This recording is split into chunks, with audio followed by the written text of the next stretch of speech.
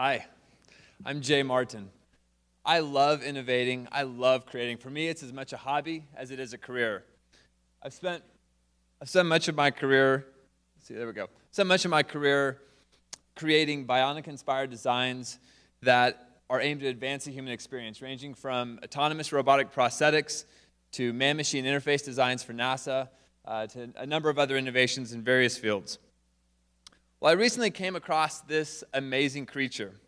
This creature is appropriately named the immortal jellyfish. It's the only species on the planet that has the ability to revert back to its juvenile stage after reaching full maturity. It's the equivalent of a full-grown bullfrog turning itself back into a tadpole and then growing up again. Scientists believe that it can actually do this indefinitely, repeating its cycle of life over and over. Now, this seems a little strange to me. It took seeing an unfamiliar part of God's creativity to remind me how creative God's creation is. Is this jellyfish, which is unfamiliar to us, any more remarkable than the many other facets of God's creation? Like how a dragonfly can fly backwards, or the bizarre phenomenon of magnets, or the many intangibles of God's creation, like love and compassion. The National Science Foundation's Tree of Life project estimates that there's anywhere between 5 million and 100 million species on the planet. So far, scientists have only identified and categorized about 2 million of those. We humans, though, are a unique creation. No other of God's creatures has the capacity to create and innovate. Cheetahs don't reinvent new ways of capturing zebras. Zebras don't reinvent new ways of escaping from cheetahs. We have a unique sense of imagination to bring to mind and create things that don't yet exist. Entrepreneurialism, creativity, and innovation are God-given attributes that are unique to us. We are created as creators in community with others to change our world in ways that matter. And through flourishing in our creativity, we are given an opportunity to change the narrative of the human experience. I can remember Christmas mornings growing up. I was not excited as much for the toys that I would find under the tree on Christmas morning. I was more excited for the parts that made up the toys that were under the tree on Christmas morning. I would typically have a different set of toys by the end of the day than I opened that morning from having taken them apart and made something new out of them. I've always loved innovating and creating, and as I've gotten older, I've realized that I'm not unique in that. The human life is inherently creative and innovative. And we have an incredible diversity amongst our respective creativity, don't we? Let's look at all the speakers here today. I believe that's on purpose. We have an unprecedented level of change in our world today. Technology is changing at an exponential rate. Consequently, how we communicate changes. How we receive information changes. How we find information changes.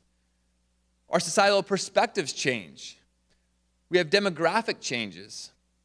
We have cultural relevance changes. Innovation and creativity is going to be a key ingredient in bringing about change in any of these circles that we've heard today. If how things have always been done still worked, we wouldn't have a need for change. We need to awaken creativity and innovation in how we approach solutions for each of our respective areas. Innovation is merely applying our God-given creativity in new ways for a purposeful intent. If we are to feed the hungry, innovation is how we do so in more efficient and effective ways. There are certain conditions in which creativity and innovation thrive. I was very fortunate to grow up in a family where I was given freedom to imagine and pursue creating about anything I set out to accomplish. My parents were very patient, to say the least. Growing up, our home was constantly acting as my research lab in creating everything from new designs of hovercrafts to new homemade rocket designs.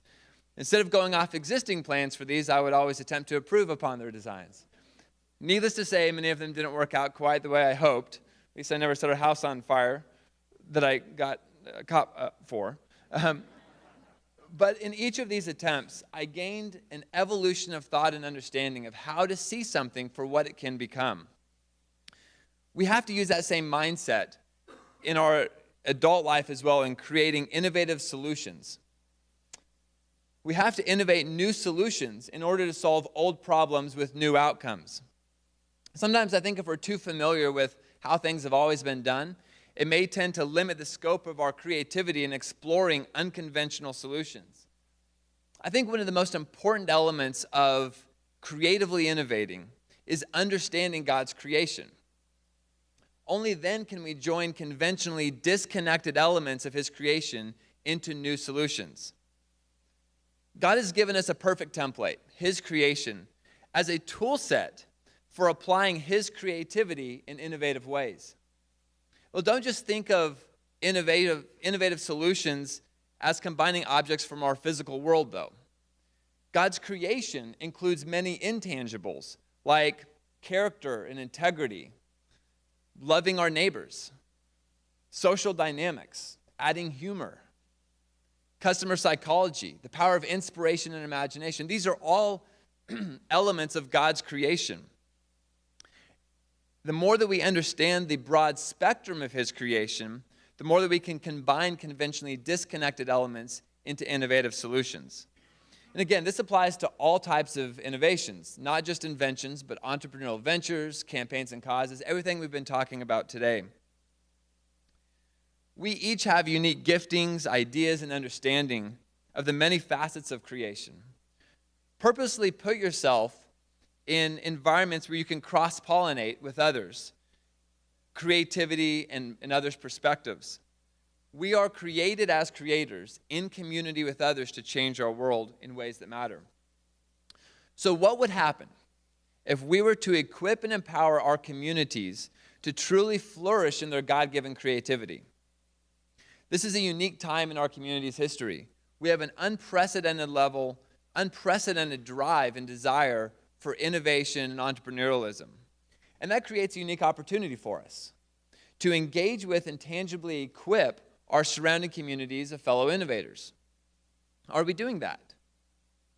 If we are created as creators to bring about change for our world, are we equipping our communities to flourish in their creativity and innovation?